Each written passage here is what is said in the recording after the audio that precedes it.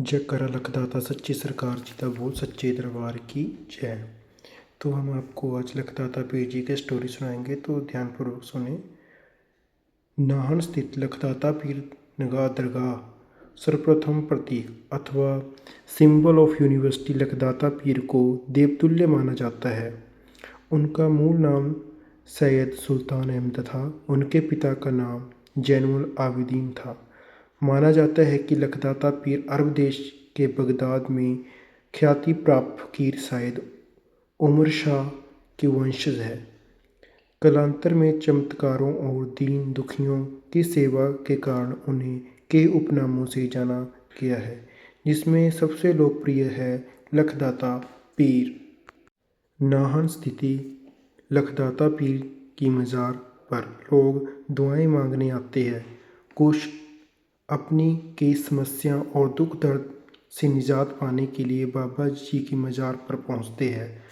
लखदाता पीर दरगाह नाहन के धरोहरों में से एक है। यदि पुरानी जानकारी को सही माना जाए, कहा जाता है कि सिरमौर रियासत के गर्क होने से काफ़ी वर्षों पश्चात राजवन में स्थानांतरित कर सिरमौर की सियासत नाहन स्थापित करने पर चर्चा हुई। इसी दौरान महाराज को परामर्श दिया गया कि मुल्तान में स्थित लखदाता पीर स्थल से 2 ईंट और मिट्टी लाकर अपनी सियासत के किसी पवित्र स्थल पर स्थापित करें। मुल्तान से ईंट और मिट्टी लाकर नाहन के पक्का तालाब के समीप दरगाह स्थापित की गई, जिसे कालांतर लखदाता पीर दरगाह कहा गया है। प्रत्येक बृहस्पतिवार को लोग बड़ी संख्या में यहाँ पर शीश निभाने आते हैं। लोग यहाँ आकर जहाँ अपने दुखों को बाबा से बांटते हैं, वहीं उन्हें से दीर्घायु और सुख समृद्धि की कामना भी करते हैं।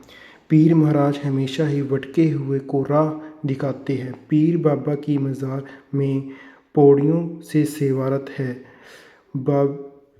बोवी खां का परिवार कहते हैं कि 250-300 वर्षों से नाहन घने जंगल से घिरा हुआ था। रियासत के 2 राजकुमार शिकार पर निकले थे।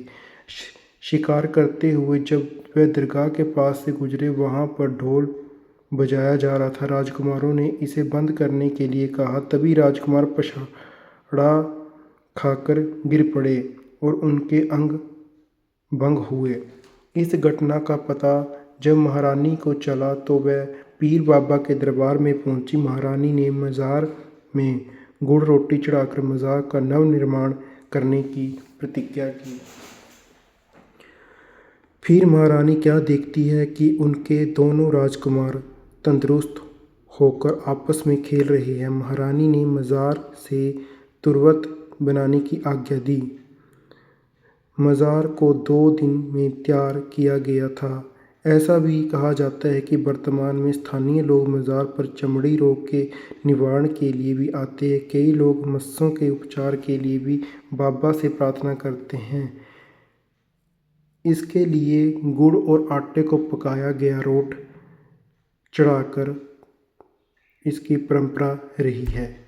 ये थी लखदाता पीर की स्टोरी, जो कि नाहन स्थित है हिमाचल प्रदेश में।